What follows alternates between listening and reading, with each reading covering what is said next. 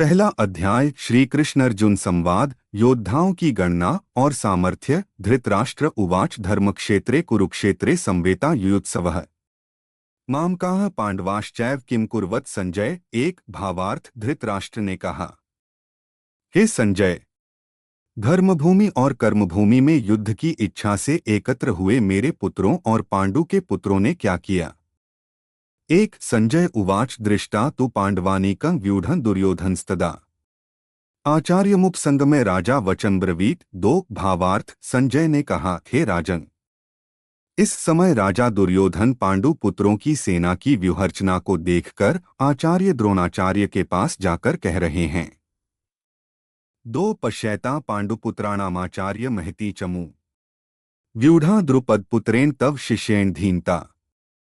तीन भावार्थ। हे आचार्य, पांडु पुत्रों की इस विशाल सेना को देखिए, जिसे आपके बुद्धिमान शिष्य द्रुपद पुत्र धृष्टद्युम्न ने इतने कौशल से व्यूह के आकार में सजाया है। तीन अत्र शूरा महेशवासा भीमार्जुन समायुधि युयुधानो विराटश्च द्रुपदश्च महारथः।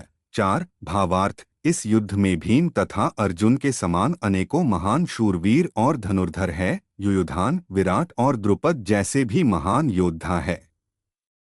चार धृष्टकेतुश्चेकितानः काशीराजश्च वीर्यवान पुरुजित कुंतीभोजश्च शैब्यश्च नरपुंगवः। पांच भावार्थ। धृष्टकेतु, चेकितान तथा काशीराज जैसे महान शक्तिशाली और पुरुजित, कुंतीभोज तथा शैब्य जैसे मनुष्यों में श्रेष्ठ योद्धा भी है।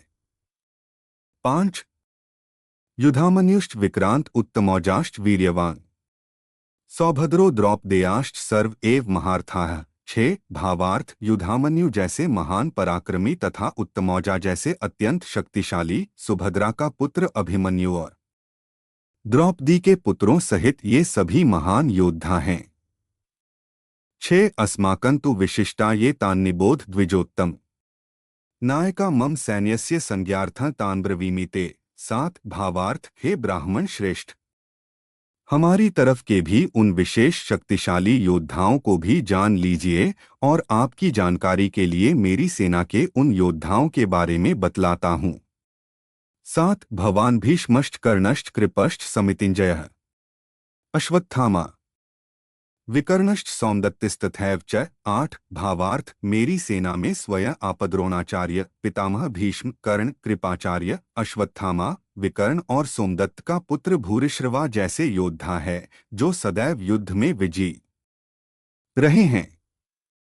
आठ अने च बहवः शूरा मदर्थे त्यक्तजीविताः नाना शस्त्र प्रहरणाः सर्वे युद्ध विशारदाः। नौ भावार्थ। से अन्य अनेक शूरवीर भी है, जो मेरे लिए अपने जीवन का बलिदान देने के लिए अनेक प्रकार के अस्त्र शस्त्रों से सुसज्जित है और यह सभी युद्ध विधा में निपुण है। नौ अपर्याप्तम तदस्माकं बलं भीष्माभिरक्षितम् पर्याप्तं त्विद्मे तेषां बलं भीमाभिरक्षितम्। 10 भावार्थ। इस प्रकार भीष्म पितामह द्वारा अच्छी प्रकार से संरक्षित हमारी सेना की शक्ति असीमित है, किंतु भीम द्वारा अच्छी प्रकार से संरक्षित होकर भी पांडवों की सेना की शक्ति सीमित है। 10 अयनेषु च सर्वेषु यथाभागं स्थिताः भीष्मेवाभिरक्षन्तु भवन्तः सर्व एव हि। 11 भावार्थ। अत सभी मोर्चों पर अपनी अपनी जगह स्थित रहकर आप सभी निश्चित रूप से भीष्म पितामह की सभी ओर से सहायता करें। 11 योद्धाओं द्वारा शंखध्वनि तस्य संजनयन हर्षं कुरुवृद्धः पितामहः सिंहनादं विनद्योच्चैः शंख दधमो प्रतापवान। 12 भावार्थ। तब कुरुवंश के वयोवृद्ध परम प्रतापी पितामह भीष्म ने दुर्योधन के हृदय में हर्ष उत्पन्न करते हुए सिंह गर्जना के समान उच्च स्वर से शंख बजाया। 12 ततः शंखाश्च भैर्यश्च पणवानक गोमुखाः सहसैवाभ्यहन्यंत सशब्दस्तुमुलोभवत। 13 भावार्थ। तत्पश्चात अनेक शंख, नगाड़े, ढोल, मृदंग और सींग आदि बाजे अचानक एक साथ बज उठे। उनका वह शब्द बड़ा भयंकर था।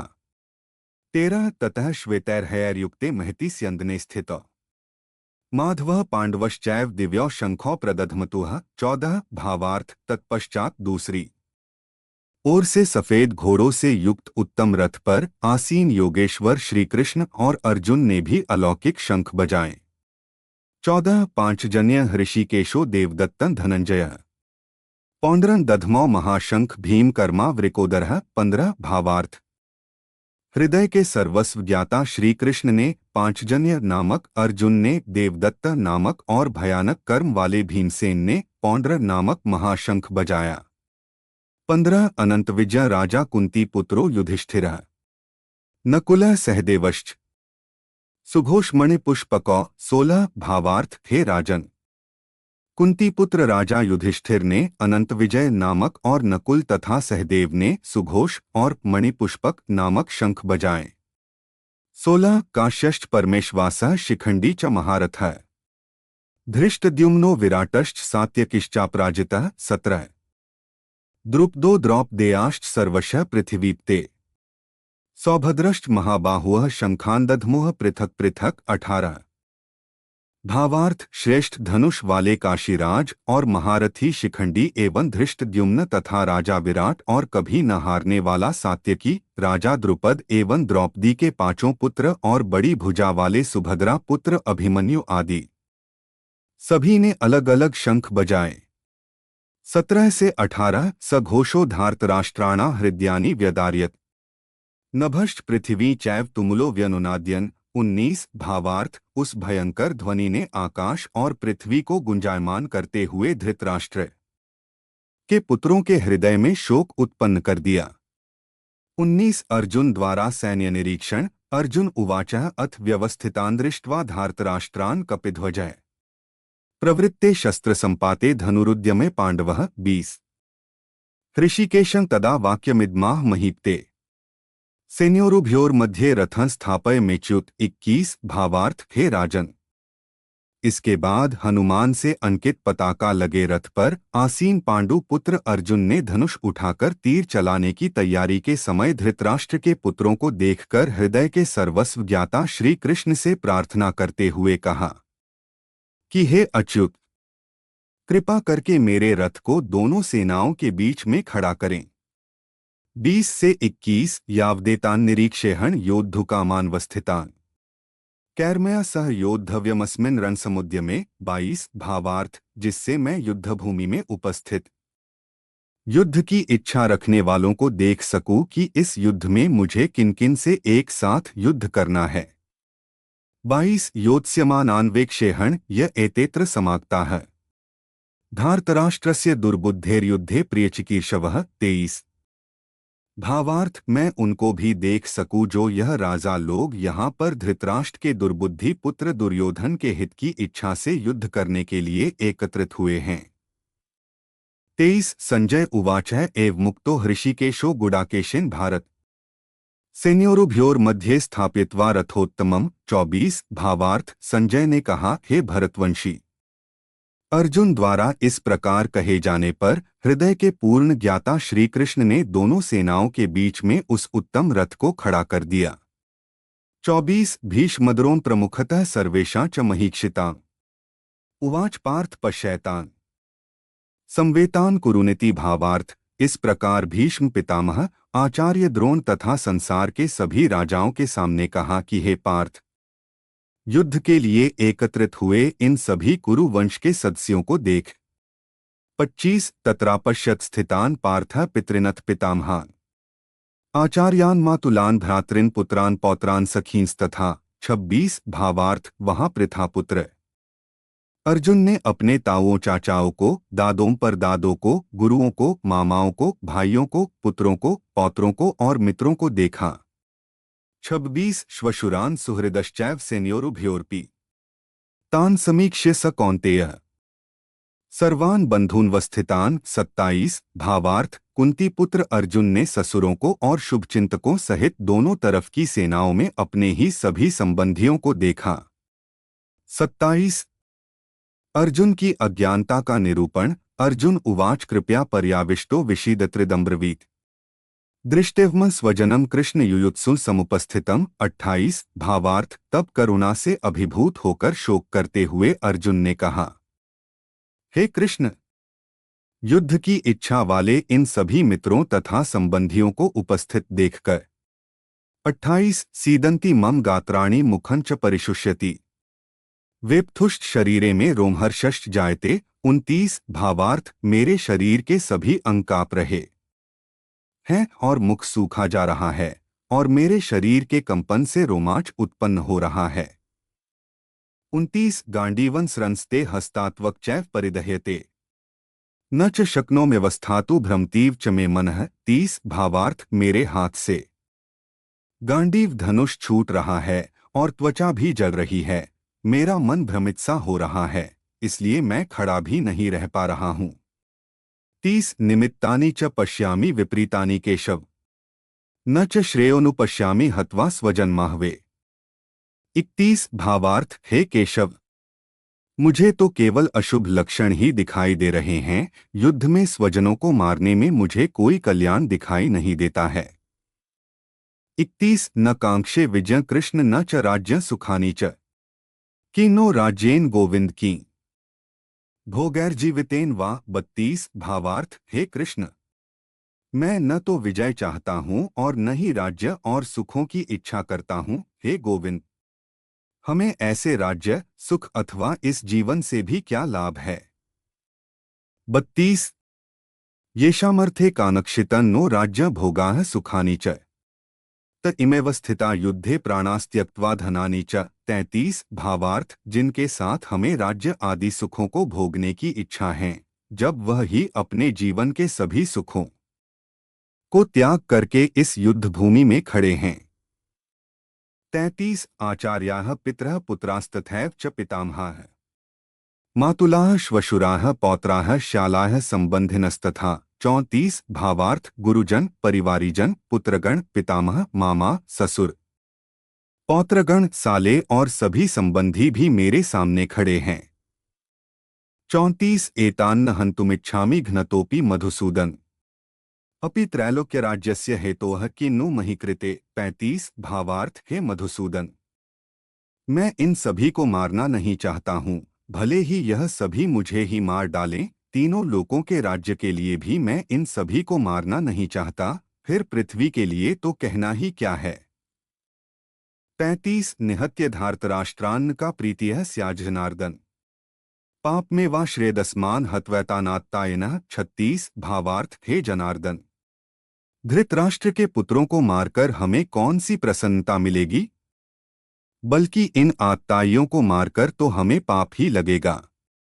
36 तस्मान नारहा वयं हन्तु धार्तराष्ट्रान् स्वबान्धवान् स्वजनम ही कथा हत्वा सुखिनः स्याम माधव। 37 भावार्थ हे माधव, अत मुझे धृतराष्ट्र के पुत्रों को उनके मित्रों और संबंधियों सहित मारना उचित नहीं लगता है, क्योंकि अपने ही कुटुंबियों को मारकर हम कैसे सुखी हो सकते हैं।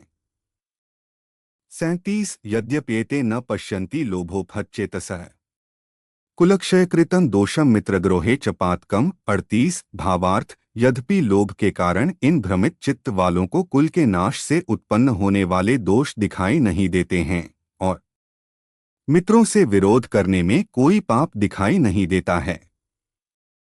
कथं न ज्ञेयं स्माभिः पापादस्मान् निवर्तितुम् कुलक्षयकृतं दोषं प्रपश्यद्भिर्जनार्दन। 39 भावार्थ हे जनार्दन, हम लोग तो कुल के नाश से उत्पन्न दोष को समझने वाले हैं, क्यों न हमें इस पाप से बचने के लिए विचार करना चाहिए। 39 कुलक्षय प्रणश्यन्ति कुलधर्माः सनातनाः धर्मे नष्टे कुलंकृत्स्नं धर्मोभिभवत्युत। 40 भावार्थ कुल के नाश से सनातन कुलधर्म नष्ट हो जाते हैं तथा धर्म का नाश हो जाने पर संपूर्ण कुल में अधर्म फैल जाता है। 40 अधर्माभिभवात् कृष्ण प्रदुष्यन्ति कुलस्त्रियः स्त्रीषु दुष्टासु वार्ष्णे जायते वर्णसंकरः। 41 भावार्थ हे कृष्ण, अधर्म अधिक बढ़ जाने से कुल की स्त्रियां दूषित हो जाती हैं, स्त्रियों के दूषित हो जाने पर अवांछित संतानें उत्पन्न होती है।